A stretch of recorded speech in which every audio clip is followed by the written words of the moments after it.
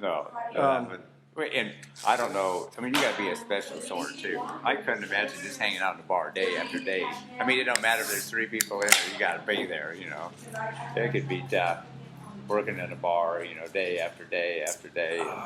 You got to become a drunk to stand it. Oh yeah, man. Yeah. John, you're going south like a bird for the winter? Yep, the last 3 winters I have. And I lived down there for like 25 years, so. Well, I want to tell you the story I tell about you. Now, I don't think it's true, but it doesn't stop Might me. have 'Cause happened to it. you once told me, I was talking about some friends who like got booted out of Big Bend Park because they had stayed too long. They had stayed like 15 days or something like that. And you said, yeah, that happened to me once. I hid from those guys for a while, but they found me and they booted me out for staying too long. I said, how long did you stay? And I was thinking you'd say like 3 weeks or something. I thought you said 9 years. No, it was, we were camped down to gravel pit.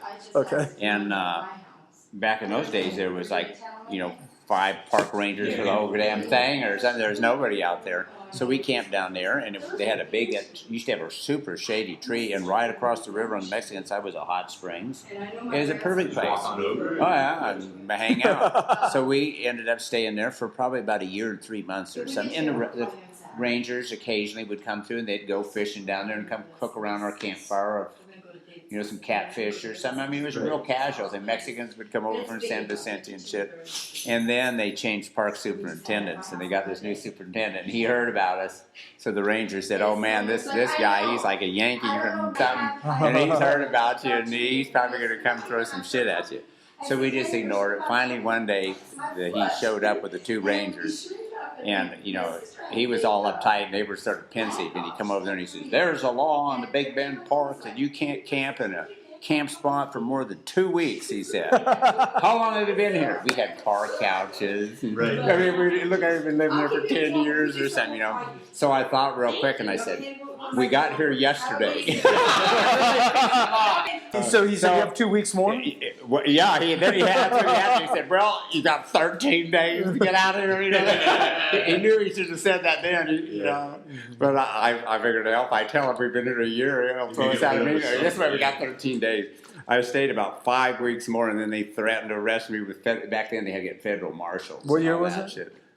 Probably about 1979 or something like that, So then we moved, when they were threatening to arrest me and everything, and I went to Studio B Portion. And that was better yet, It was retired military guys with big pensions. They bought booze for everybody for the next 10 years, and we partied.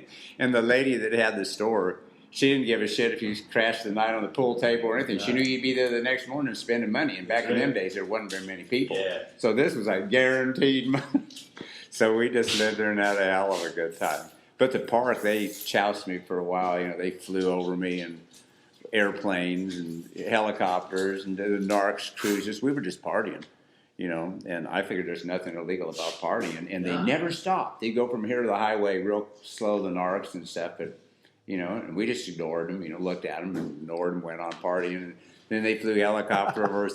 Finally, when I left, it got right after January.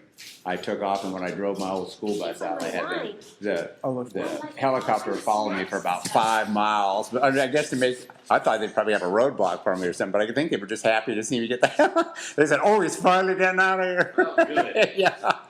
Don't slow him down, Eddie. Yeah, like just Godspeed, No road checks all the way to Alpine, And it took me about 6 months before I come back or something like that. And that's when Joe Moss. Uh-huh. I had never met Joe. I had to go right from here to the street past his bedroom window. They'd cut a road on down to where the park ranger had some property that said I could stay, where we were having all the parties. And the time I was leaving with my school bus out, Joe come out in the middle of the road. I'd seen him and waved at him, but I'd never talked to him. He stopped me. He said, where are you going? I said, oh, I'm leaving. Like a helicopter overhead. We're hot from partying too much and shit. I said, I'm leaving. And he says, well, if you ever come back to these parts, he said, I own this property here and on the creek, and if you ever come back and you want to stop for a while, you're welcome to stay any place you want in my place. And I said, God, what kind of guy is this? Usually people don't like a bunch of drunks and partiers. Later I found out people said there was one time when Joe wasn't sober for 10 years. He was a cattle buyer, in Mexico. And I guess you be a cattle buyer, you got to drink a lot with a Gotta lot of drink a Mexicans, lot. 3 or 4 days before you start even sober Just enough to talking do about business, yeah. But then I ended up down on Joe's property there for about 20-some yeeds, and him and his gal, Edna Mae Moss, they'd been divorced in 52, but they were still friends. And she played music. He was about 6'3", big old guy, and she was about, I think she was 4'9". Yeah. But they were both like my adopted grandparents. They were wonderful people. That's awesome. And now I find it pretty amazing that I'm back on the same piece of property that used to be Joe's Mama's Ranch, the original well. That's right where I'm camped and That's all awesome. that. I says, man, I'm 35 years later, I've gone full circle. Yeah. You started in Northern California. Southern California. So okay, how'd you get to West Texas, or why'd you get to West Texas? Do you not like oceans? No, Southern California was a wonderful place in the 60s and early 70s. And then what happened is it just went to more money and hard drugs and, plumb crazy. I said, I got to get out of here. And my mom's family was from the hill country. So I said, Texas, maybe I'll go check it out. And I went to Arizona, and that was Indians and rednecks.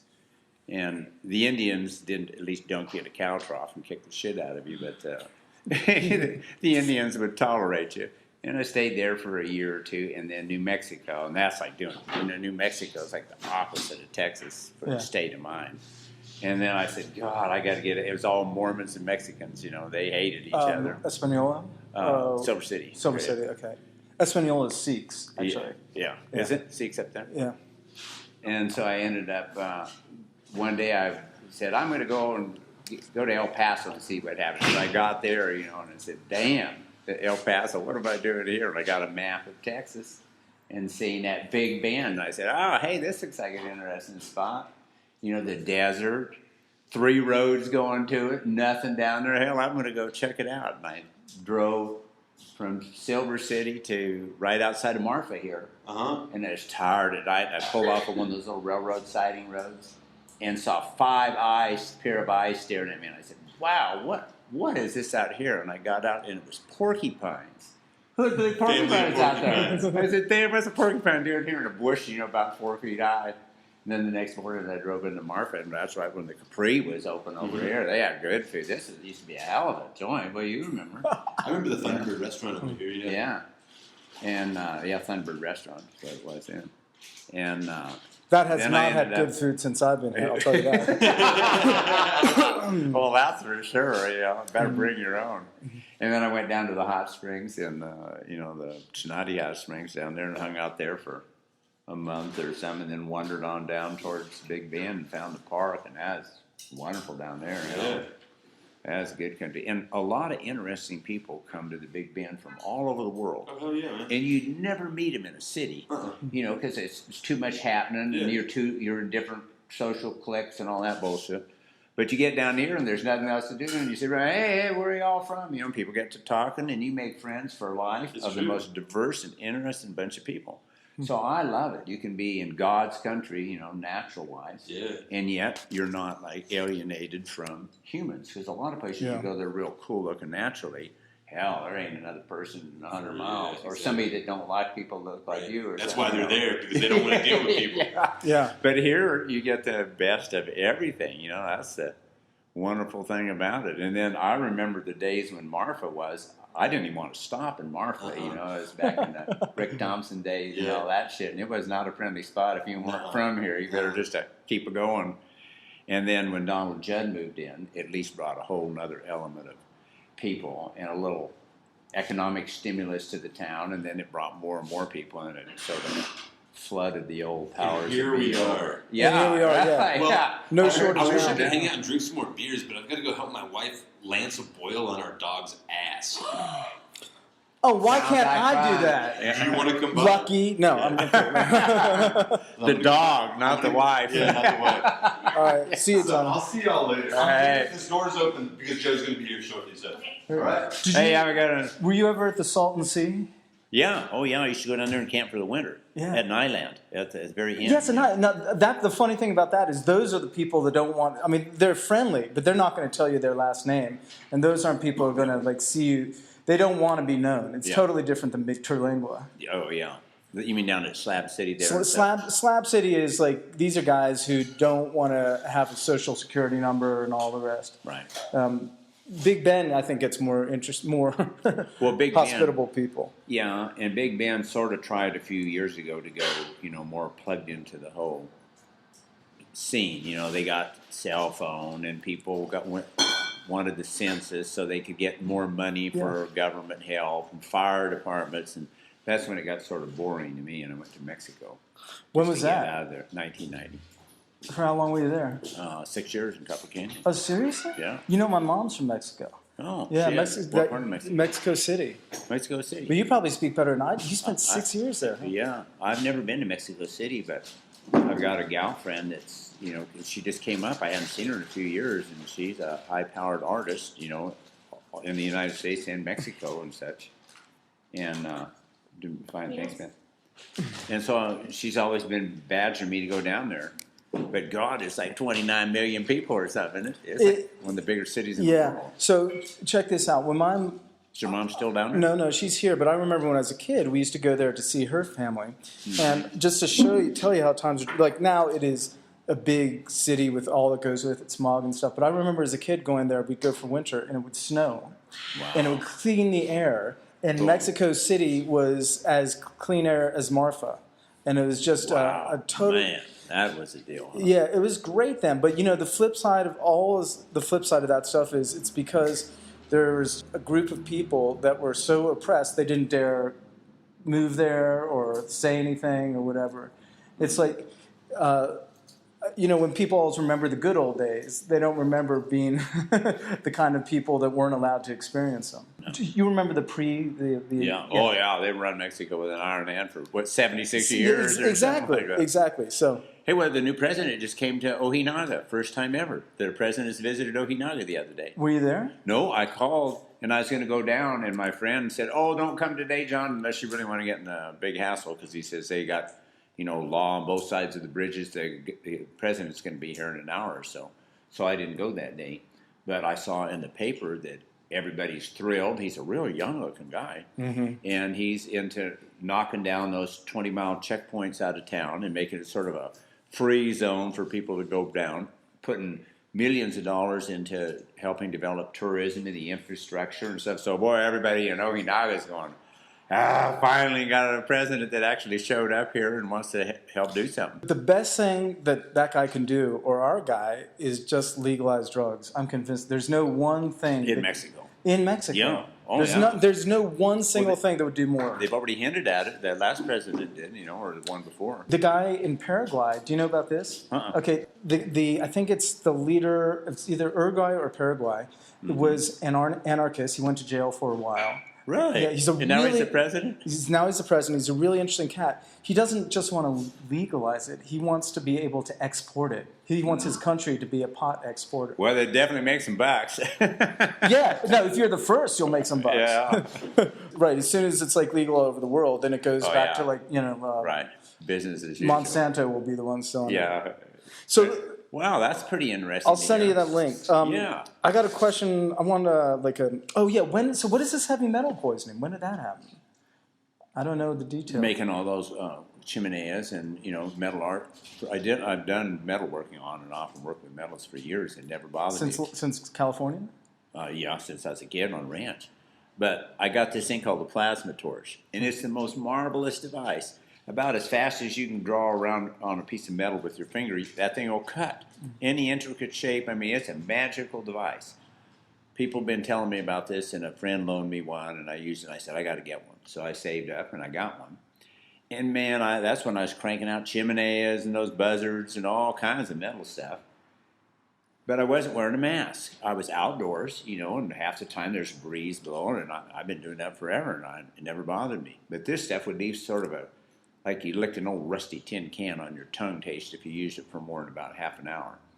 Well, I didn't think about anything. And then one day, I cut up about 20 some of them buzzards, which was about 4 hours or something, cutting them up. And, man, when I ate dinner that night, it just hit me like nauseous. And I said, wow, something wrong with me. No drinking, no nothing, just eating. And then when I would eat or drink any alcohol, God, I had my body had a violent reaction. So I went and got a heavy metal test and hair analysis and blood stuff, and I was super high in like lead, cadmium, aluminum, stuff like that had been cutting up. And I used to burn those Volkswagen motors at campfires, because they're full of titanium or magnesium. And they're beautiful. And when it really, they'll burn just like a military flare. They're super bright. Mm-hmm. And burnt them at the Railroad Blues and other parties. And then when they really get like so light, they're standing near your shadow would go all the way across the street, thing. If you threw on like some big old truck radiators, copper radiators, it turned blues and greens and purples. Oh man, it was far out. How would you ignite them? You have a campfire first, wooden campfire, like just a big full of fire going. Wood gives you enough heat to start those things? Yeah, it takes it. They have to sit there on a big bed of hot coals. It can't just be flame. It's got to be hot, and it takes about 20 minutes. But once they catch on fire, there's no putting it out. And then if you squirt water on like a Volkswagen motor, which is primarily magnesium and aluminum, if there's no wind blowing, it's like fireworks in reverse. All these little sparkly things, white sparkly things, go up in the air. They're all burning, individual little sparkles. And it makes the perfect mushroom cloud. It's all illuminated. It's just cooler than all get out. Is that, in essence, then, what you were breathing? Yeah. I was the idiot up there poking the fire and putting the shit on. And, in between that. And so I just breathed all that crap in. And finally it got to me when it did. It was just like, if you're drinking and having a good time and then the next drink you're like dead drunk. It was like that kind of effect. So I had to quit drinking and had to, drunk gallons of carrot juice and detox stuff. And then I met this gal in Big Bend, Carrie Ann, and her mom was a heavy metal specialist doctor. So she helped me and a few things like that. And now as long as I don't drink a bunch of alcohol, I seem to do pretty good. But man, it really got my attention there for a while. Sure, but you continued to weld. I know that for a fact. Well, yeah, but I don't do much anymore. Nothing like I used to. Huh. I don't use your plasma cutter. Right. Sometimes I wish I could, but Dawn looked up on the internet, and you can buy these masks. They're about $2,000, piped in air and everything. But a while back, a friend of mine gave me these things called Scott's Air Packs. They're made for like operations in the oil field. Mm-hmm. You wear them on your back with a scuba tank, and if H2S gas or something happens, you breathe in air. So I've got them because they're outdated, and I'm going to just get rid of the tanks. I don't need them. And hook them to an air hose, so I'll have fresh air. I've got an air compressor with a diaphragm, so it's not like a piston, with oil. And pipe fresh air in, and I've got all that part. And then the face mask part that's here, I'm going to cut out carefully and put a welding shield goggle in, so I can be looking at the arc thing. And I'll have exactly one of those $1,800 masks. I can look at the welding thing, and then I'll have piped in air.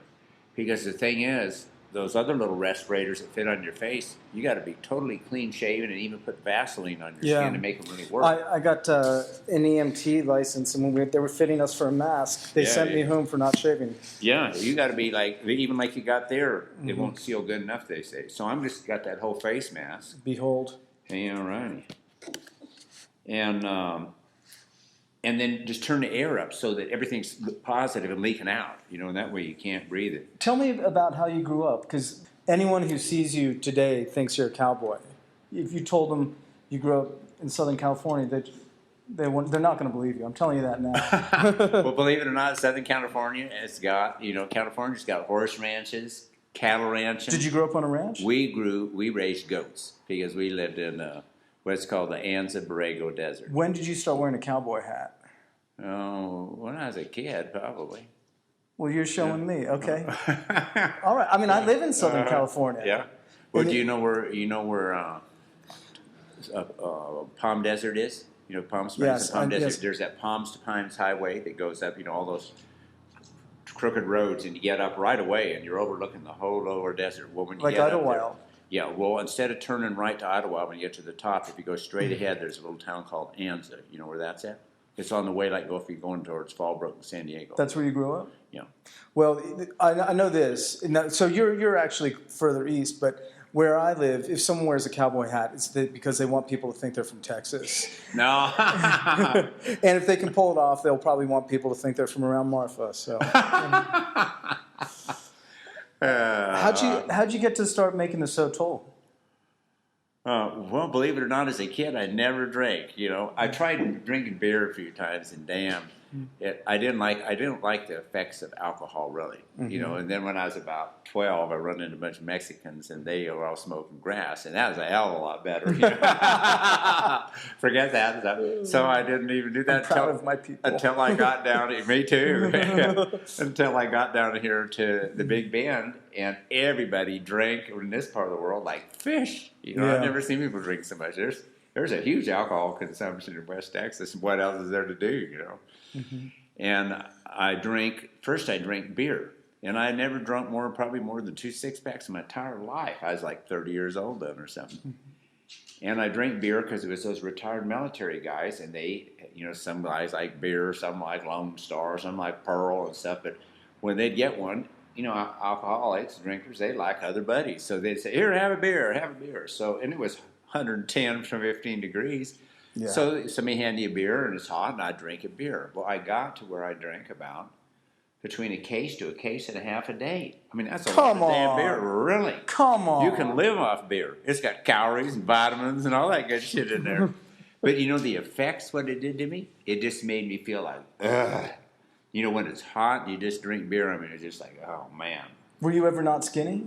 No, I've always been. Since I was about 14, I've had the same body, a few more wrinkles and what hair. does that tell you then? I mean, if you can drink a case and when you say didn't do anything for when you say a case and a half beer, you mean a 6-pack and a half a day? No, a case. Okay. Like 4 to 6 6-packs. Well, it's hot. Just imagine, it gets hot at 9 o'clock in the morning. John, I've been in hot places. Did you eat? Did you just drink beer. You don't need. You know what it is? If you get cheap beer, like what's that? Milwaukee's Best and shit. They're full of all kinds of good shit to live off of. No, a man can live off bread alone, and beer is bread. Same ingredients. I guess it is. Same ingredients. Well, and you don't get hungry because you're always full. You got that full thing. About twice a week, some of those guys, Howard Upchurch or Amo Elmo and stuff, they'd buy 4 or 5 loaves of white bread and some bologna and cheese, and we'd eat some real food. I'm sorry. But it just got to be, I was starting to just feel like, thinking, God, I got to quit drinking this beer. And then Lico, Lico Miller down south. Well, Lico's dad, he was living in Mexico for 7 or 8 years, and I'd never met him at this time, but he came up here, and he stopped at the studio porch, and he had a bottle of that Soltol in his hand. And I asked him about it, and he said, I'm drinking it because I got a toothache. And the side of his jaw was a little swole up, Mm-hmm. I said, well, man, I ain't got a toothache, but would you mind if I tried a little? And he said, oh, no, here, have some. I took 1 swig of that, and that was the end of beer. I said, to hell with beer. This shit, makes you feel perky and alive and get going. So then I drank too much of it. It took me about a year, and I got alcohol poisoning. Every scratch I'd get would get infected and wouldn't heal up and shit. And it took me a little while to figure out that I actually had alcohol poisoning. And then I had to quit drinking. I quit drinking for about 6 months and went to the hot springs and soaked in that and got healthy again. And then when I came back, I drank in moderation, and had lots of friends that helped me drink. How'd you meet Beverly? At the river down there. Me and Larry went over to Ojinaga in the 80s, early 80s. Ojinaga was rip-roaring. It's when all the local dopers were local guys, and everybody was hustling dope, so they had money, and they were from Ojinaga, so they spent all their money in town. Now the guys that sell shit's big loads, and they go party, in French Riviera or something. But back in them days, it was local boys. So, man, Boys Town was rip-roaring. They had wonderful bands, lots of action, cute girls. So we went over there and spent about 2 weeks there, and when we were coming back, Feather Maxwell, Feather Maxwell? No, I know the name. She's in Alpine now, but she was camped there on the river, and we said, hey, there's Feather's camp. So we stopped and saw her, and there was Beverly, and we headed off, and we were together about 20-some years, long time. Well, I just asked because she always I loved her. She had like a Carrie Nation kind of thing going on. Like she would tell me or tell anyone. I mean, I was close to you guys in drinkability and eatability. Yeah. But if you were eating the wrong thing or drinking the wrong thing, she would just tell you like the day you were going to die. She said, "You have 3 weeks left." You know? Yeah. Right. So the first 10 years was wonderful. We were together every single day, every single moment. And had some. She was a real adventuresome gal, and the thing I liked about her, she could go live with Indians or she could go to high society and just instantly shift gears with any kind of people and everything. But then the later part, she was a little judgmental. And at the end, she thought I was hanging out with nothing but druggies and drunks. So I said, well, I've been doing that all my life. Nothing's changed. Actually, most of the time, they're more interested. Unless you're kicking me in the shin every minute, I'm not going to say anything about it. People, sometimes they have good days, sometimes they got bad days. I mean, that's just people. I thought you, and this is one of the things I've loved about you from Square One, you obsess about the things you like. Yeah. So you can't stop talking about the stuff that you love. We went in opposite directions. Mm-hmm. Hey, but I just read this quote the other day. I might probably still got it on my phone here. It's by Socrates, and it's an excellent quote. Says just what you were saying right there. I got to look it up because I don't have a very good mind to remember it here. I've never seen an iPhone like that. Is that epoxied? No, it's a anti-glare cover because I couldn't see it. It was always so shiny in the sun. So this gal put an anti-glare cover on, but she didn't clean it good enough here. It's been on there 2 years, and it sort of started tearing apart. So actually, I'm wrong. You keep your phone in great shape. Well, the other day is the first thing I did in 3 years of having this thing. It fell out of my pocket, and I didn't know it, and I drove over with my 1-ton dually. And luckily, that's all it did. And it's not in the case. It needs to be. No, it doesn't need to be. You know why? Be safer. Have you ever eaten food without spilling it on yourself? Trust yourself, man. You can live without a case. Well, set him up. Clean story. To set him up, ask him the question yourself. You tell me. There was quite a ramble from California, and he was. You're saying. Let me ask you this. You're not doing a good job. Let me ask you this. Is the mafia connected with carrot juice? No, the mafia ran Palm Springs. The carrot juice was later. I mean, I want him to make sure. I grew up in Palm Springs. Anything that he's not comfortable. Okay, well, I don't care if he's comfortable or not. This is about me. It's not about him. I don't care if he's comfortable. Though I do know this: Palm Springs. He was a millionaire. Well, I made a lot of money. He was a very young. Had bought a lot of problems with it. Yeah. Were you in Palm Springs when Sinatra was in Palm Springs? Yeah. Because that's. Yep. Yeah, I did art in them days and did a lot of parties with those kind of guys. But Frank Sinatra, he wasn't really a friendly kind of guy. Guys like Bob Hope and Red Skelton. Now those were real characters. Those okay, we're back up. Guys. Sorry, man. Come on, Johnny, you got to tell me. Case in point, were you or were you not involved with mafia in either? Well, I never did business Palm with them. Desert and or Las Vegas, or were they looking for you? Were you running? No. No, I was like their little darling, I guess you'd say. I did. I started it as a janitor business because when you're a kid with no education, how are you going to get a job unless you lie? And grown up at all. Why did you have no education? Because I grew up on a ranch and we were so many miles away, I couldn't go to school, so my mom taught me. So I learned how to do everything, but I didn't have any papers. So when you go to town, they ask you, you try to get a job, and they say, do you have a high school diploma or something? And I go, no. Well, who's going to hire you if you don't even have a high school diploma? Even back in them days. So I just started a business of washing windows like this. I'd bang on somebody's door and say, hey, Joe, see your door's all real dirty there and shit? I'll wash that thing inside and out and make it look clean as a whistle for $1. And people would go, oh, kid, we got a janitor. And I'd go, but yeah, look, it's filthy, just for $1. I was 12. And they'd go, $1? And I'd say, yeah, if you don't like it, you don't even owe me the $1. So they go, oh, okay. And I'd wash it. In 2 weeks, I had their business of cleaning their places because they said, oh, man, hey, you're doing a better job than our janitor. We like you. And then after a while, I got all like the restaurants. And that's a filthy job doing restaurants. But the mob runs all the restaurants, and the good strategic places. So I cleaned their things. And then after about a year of that, they said, hey, kid, you're wasting your time doing this, The big money's in like cleaning like Bob Hope's house, Red Skelton, Frank Sinatra's and stuff. They said that's where the money's at. We'll connect you to these guys, and we'll vouch for you, because you're supposed to be bonded and all that shit. We'll tell them you're okay.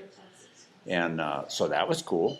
So then I'd clean the houses, and you'd make $1,800 to $2,200 in a day. And I'd have to get 3 or 4 friends, because you had to do everything while they were out partying or something. Sometimes they were there at the pool. So that got me started in that thing, and then janitors in Palm Springs, got pissed because I was taking too much business and shit, and I didn't have a license. So they complained to the city fathers, said, hey, that kid's wiping us out, and he don't even have a license, and we got to have a license and shit. So the city fathers, said, hey, you've been around here a couple of years now, you got to get a legitimate license because everybody's bitching about you. And I said, nah, I'm quitting. And they said, oh no, you got a good business, don't quit. I said, nah, I'm quitting. They said, no, just give us $10 and we'll say you're paying on it. That'd be good enough. I said, nah, I'm quitting. I'm tired of it anyway. So I quit, and then I met this guy that was a stone sculptor. He came through town, and we went to Salton Sea, and they've got the most beautiful alabaster stone in the world there. And they don't want the colored stuff, They mine the white shit for sheetrock. So the colored stuff was everywhere. So this guy had a stone sculpture, and he showed the operator of the mine, like, hey, this is what we do and what we want to do, and we'll trade you art for stone. So he said, oh, well, that's shit we just doze over there in the pile. Yeah, get all you want. So we'd go get that alabaster, and with air chisels and air grinders, you can make a nice-looking sculpture in a day, and it polishes like glass. I mean, it looks like harder than hubs of hell. So we'd make a bunch of pieces, and then I went back to Palm Springs. What'd you just say? Harder than what? The hubs of hell. Does that make sense? What did you? Hubs of hell. Hell. The hubs of The hell. hubs of hell. Harder than the hubs of hell. Harder than, I've never heard You of never heard? Okay, I'm sorry. I just. it. Harder than the hubs of hell. And so then I went back to Palm Springs, and in those days, art galleries were, if you could get in, you had it made. But getting in, if you're not anybody, how do you get in? So I'd show them what I had, and they'd say, yeah, that's nice stuff, but, we've already got people and blah, blah, blah. So I'm going, man, how am I going to sell this shit, So then I thought, hey, all those people I clean houses for and stuff, they like to party. I'll go proposition them. So I'd go to people like Red Skelton and Bob Hope and stuff and go, hey, this is what I'm doing now. Instead of cleaning houses, man, I'm doing art. And any piece I got here, and I'd always have 1 or 2 under my arm, and then pictures of it. Any piece I got, I'll give you in exchange for you guys hosting a party at your house, and I'll sell to your friends. Well, shit, they like to party. They're getting free art, and all the wannabes, that come, they buy your shit because what's his name's got a piece. It's sort of a hustle. But it's the best sell. We'd sell 30 or 40 grand. Take us about 6 weeks to put a show together. What years we talking about? Have a great time. Probably, let's see, 60s, late 60s. 30, 40 grand in $60? Yeah, that's a lot of money. Big money. Oh, it was great. And then the mob put me up. They had their little penthouses above the restaurant, for when they want to party with some girls or something. They say, hey, just move up there, make yourself at home. You're good for business. And Italians love art, stone. So I'd put all that stone in their restaurants and then talk you up to people. And I had a wonderful time doing that. And then I couldn't drink legally, but if you're there running the town, the cops don't bother you. You can drink, you can party, you got limo service. You meet all the cool girls they got because they got them, call girls and stuff. So I had a wonderful time in Palm Springs. Say tall girls? Tall girls. Tall girls. They had tall ones, short ones, But- beautiful ones. So selling art for the mob, what could go wrong? Well, I didn't sell it for the mob. I just sold it. They never asked for anything. I just gave them, if anybody ever said, oh, man, that's a beautiful piece, I go, hey, it's yours, It's cheaper than paying galleries, Yeah. And I like the way they do business. They're probably more honest than gallery. They're a hell of a lot more honest than the government and police, I'm telling you that. Well, I was going to say they're probably more honest than the people who run galleries. The people that run galleries, they use your shit to hold the door open and stuff, unless they think you're really somebody. Mm-hmm. And then nowadays they take 40 or 50% of your money. Unbelievable. And that's still how I do money. The people that I sold cars to or something like that, I call them up and say, hey, I'd like to have a show. How about if we have a party at your house and sell to your friends, And if you start at the top, you know, and give them something, then everybody below is going to buy your shit just because what's her name's got a piece, and it's a real good way to sell. Okay, so I got a celeb question for you. Bob Hope or Red Skeleton or Frank Sinatra, who would be better to have dinner with? Or Red Skeleton and Bob Hope, definitely. And the Prince of Spain was a real interesting guy. That's what they call him. He made beautiful tables from lacquer, where they pour that lacquer out and then they sit it in the sun and it cracks and then they fill it with different colored lacquers. He made beautiful shit. And then that Zsa Kaur, she was a real interesting gal. But there was a lot of interesting people in those days. And they were self-made people.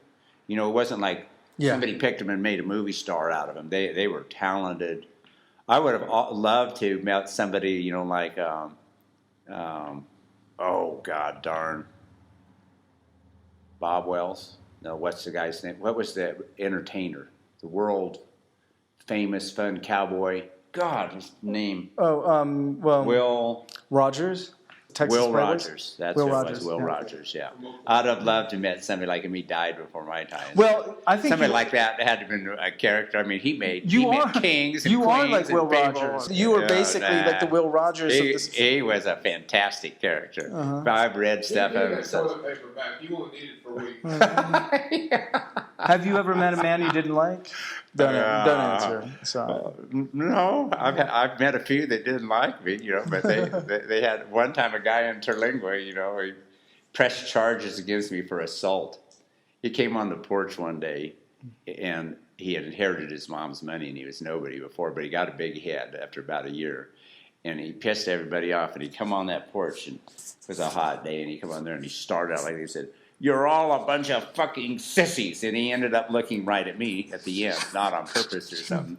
And I had about that much water in a cup, and I just tossed it in his face, and it pissed him off. He went to that store, and he came back out. And there was this little Mexican guy that had been, you know, hauled out in the backcountry by some white guys and robbed of his dope and left to die out in Solitario, and he had survived. But we called him Chapo, and he was all gimpy and fucked up looking. He was right in my face trying to talk to me in broken Spanish and English. And when this guy come back out, I could see he was going to try to do something. And when he walked past me, he reached out like that, tried to push me over this rock wall I was sitting on, but I had my legs braced. And Chapo was in front of me.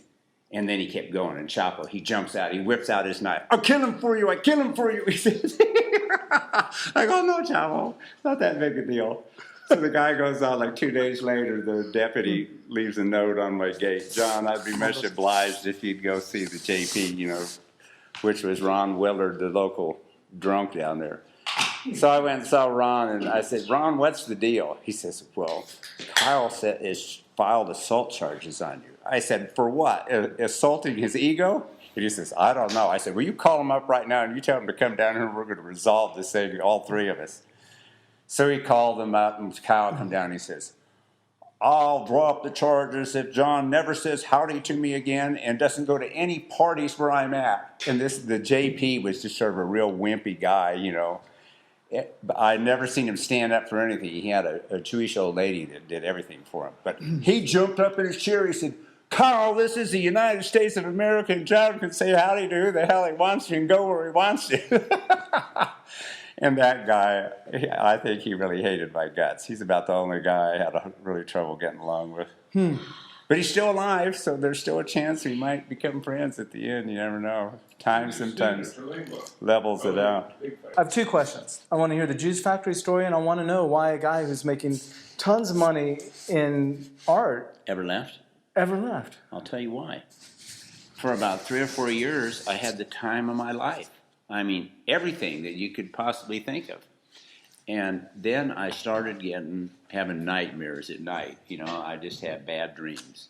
And they got to be where I was consistently having bad dreams. And I got to thinking about it, and I said, man, something about my life is, you know, where the money's coming from and this life thing is just not suitable to my soul or something.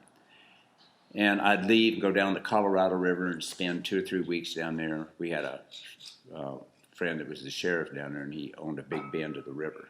And we'd go down there and go camping. Wonderful place.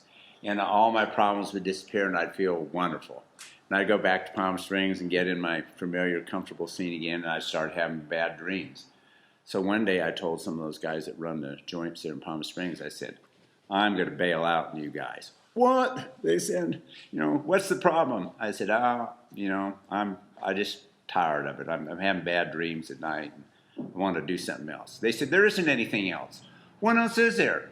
Just think, when you get old like us, you got money, you got women, you got everything in life you could possibly want. What else is there? I said, well, I can't argue with you, and you've been wonderful. You've been like dads to me and wonderful people, but there's got to be something else. I don't know what it is. They couldn't believe it. They were so disappointed. And I had a 1-year-old at that time, Cadillac Eldorado, and I got in that thing and drove in the middle of the night with all my shit and made it to Arizona. Got out there and then started figuring out what the hell I was going to do in my life. But that's why I left.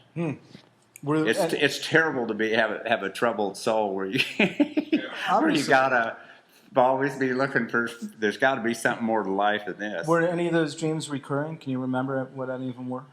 No, they were just mundane shit. But I will tell you something that's interesting. The first 7 years of my life, I lived out in the country, and it was wonderful. Sort of in the country kind of scene, out of the mainstream America. And then the next 7 years, the first 7 years, no problems as far as the real world concerned.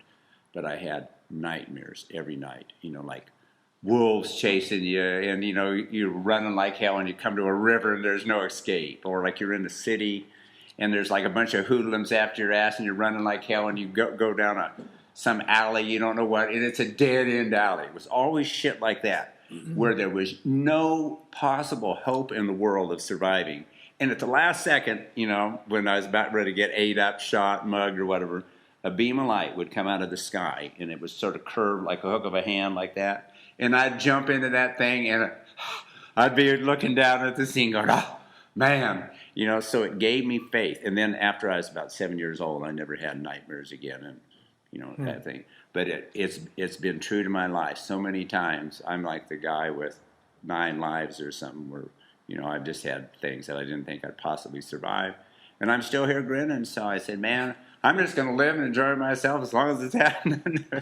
And then you talk to people like some of those military vets that were in Terlingua, that one guy like Howard Upchurch, he was from San Angelo. He's a fascinating character. I have about 190-minute tapes of that guy talking. He'd get drunk and talk, and somebody made tapes of him, and I have ended up with him. And he lived some amazing, amazing things. There'd be like 40, 50 guys in a gunfight with the Viet Cong, and him and 2 guys would survive. And he did that over and over and over and over and over. So, it makes you look that when your time's to go, it's go, and then you'll run into other people that, they walk across the street and some freak thing, a truck runs over. No, that's... So you go, It's very true. I've given up... you got to be cautious, but you can't be I've given paranoid. up 2 things in my life, trying to figure out why a couple will be together, because you can never figure it out. You might say, like, you guys fight all the time, you hate each other. You just can't figure it out. And the other thing is why some people die from a paper cut and other people live when they're dropped out of a plane. But I got a question for you. Were you draft age in the 70s? Yeah. Were you drafted? I was stupid enough my mom, she was from a Hollywood family, and she was a total believer in the system. And my dad was a total renegade. Talk about opposites. But my mom, she was so worried that I hadn't signed. She was trying to be legal, even though our whole life had been out in the country.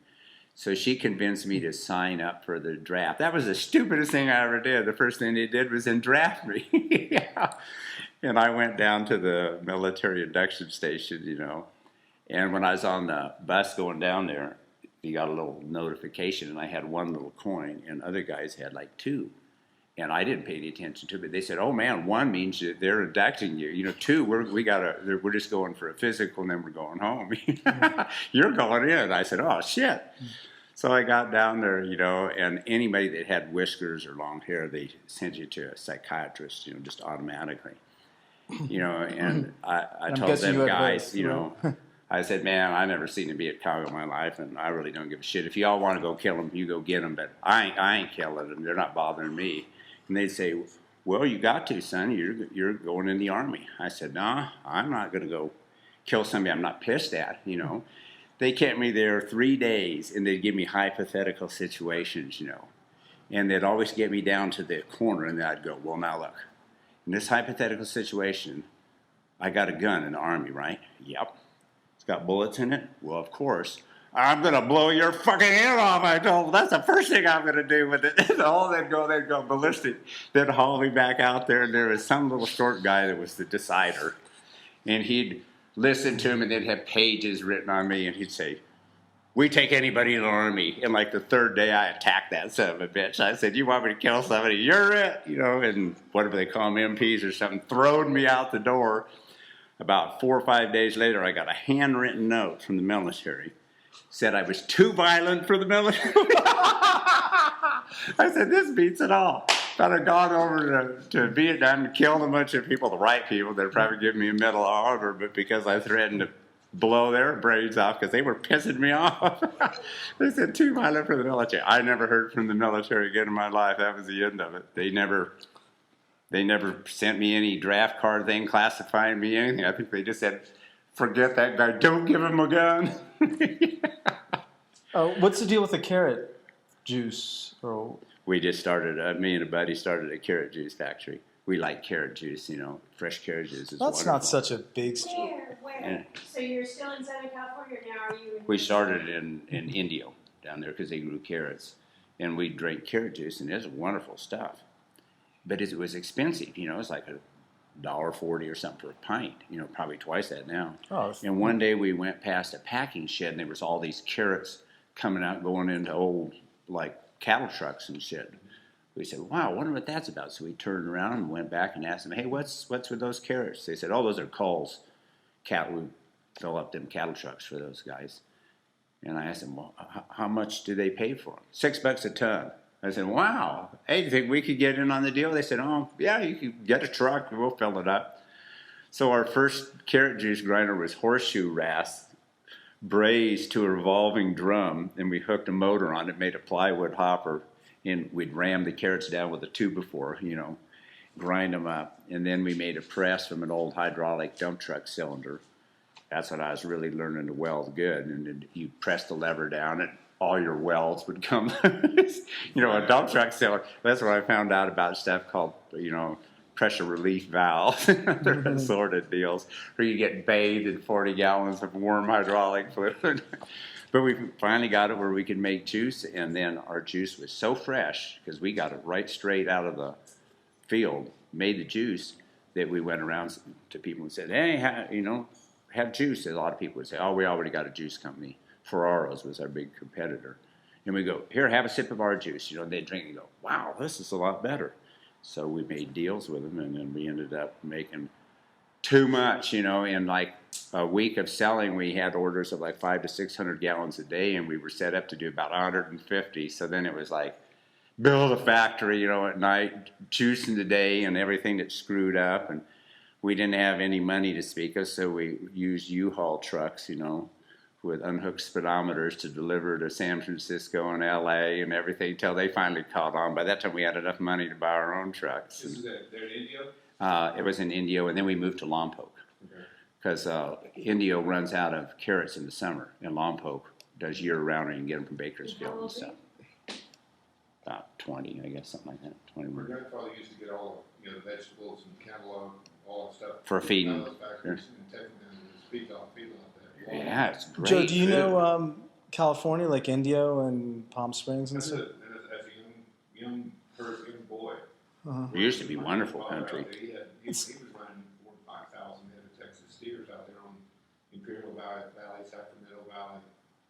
Well, you're this weekend. I want to. I got enough stuff.